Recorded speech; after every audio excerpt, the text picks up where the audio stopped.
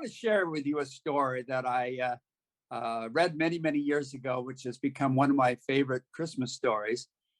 Back in 2001, National Public Radio published a volume of true life stories that had been solicited from NPR readers. And this particular one is by Sylvia Seymour Aiken from Memphis, Tennessee. A light drizzle was falling on Christmas morning, 1949, when Sylvia and her sister Jill ran out of the Methodist church. They wanted to get into the car as soon as possible to get home and play with the gifts that Santa had brought them. When they came out of the church, they saw that across the street at the Pan Am gas station, where the Greyhound bus stopped, that a family was there waiting outside the locked door, waiting for the bus. And they were trying to keep dry under a very narrow overhang on Christmas morning. But they rushed home, got into the car, and had a bit of a time to play with their gifts before they had to leave for their grandparents to have their annual Christmas dinner. And as they were driving there, her father was driving quite slowly. In fact, at one point, he said, "I just can't stand it. I just can't stand it." And he turned the car around in the middle of the road, saying again, "I just can't stand it." "Well, what can't you stand?" they asked him. "Well, it's those people back there at the Pan Am station in the rain. They've got children. It's Christmas. I just can't stand it." When her father pulled into the service station, Sylvia saw that there were 5 of them, mother and father and 3 kids, 2 daughters and 1 son. And her father rolled down the window and he said, "Merry Christmas." And howdy, the man replied. He was very tall and he had to lean over in order to speak through the window. But Sylvia and Jill stared at the children and they stared back at her. "You're waiting on the bus?" her father asked. The man said that they were, that he and the family were going to Birmingham. He had a brother there and he had a possible job that he was going to be interviewing for. "Well," said the father, "that bus isn't going to come for several hours and you're going to get wetter and wetter standing there.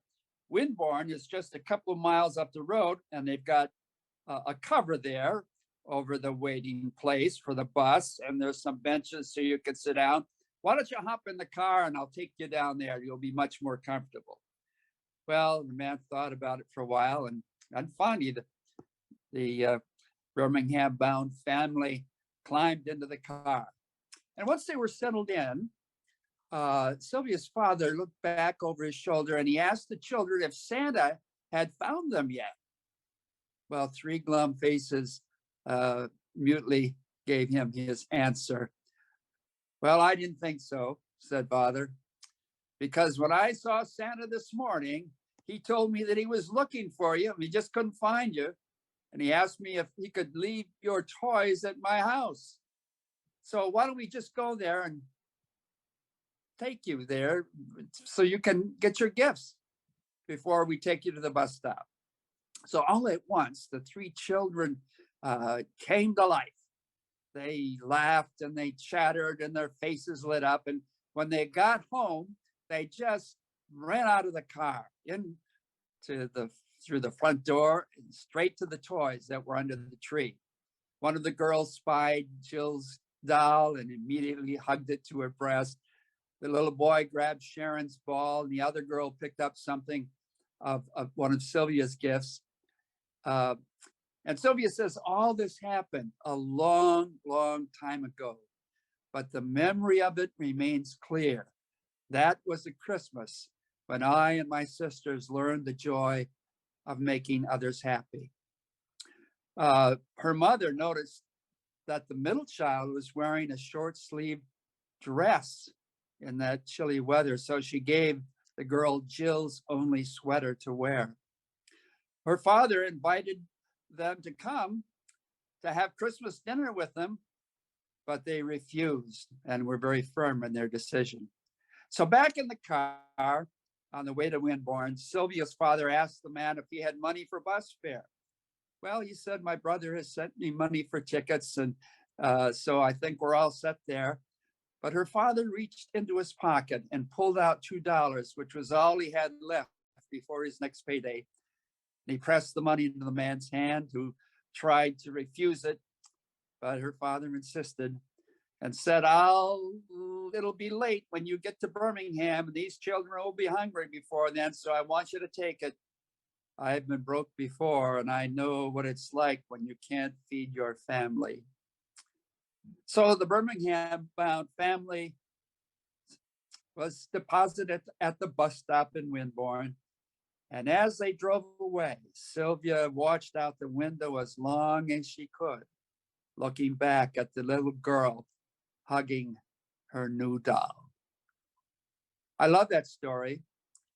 You know, I'm reminded of words that are adapted from Charles Dickens, who happened to be a Unitarian. And he wrote, "The year is waning fast, and it is precious time to us. We have the power to render others happy or unhappy. We have the power to make their days light or burdensome, and their work a pleasure or a toil.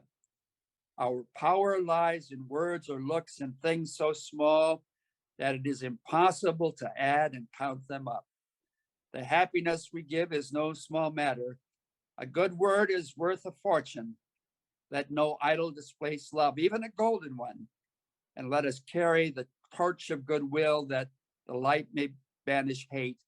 So let us honor Christmas in our hearts and keep it all year long." You know, each of us, I think, as we have reiterated again and again in this service this evening, have that light within us that we can share with others. And I think that's a symbolic meaning for the candles we'll light as we sing Silent Night. So Merry Christmas to you all, and may the light shine within and without.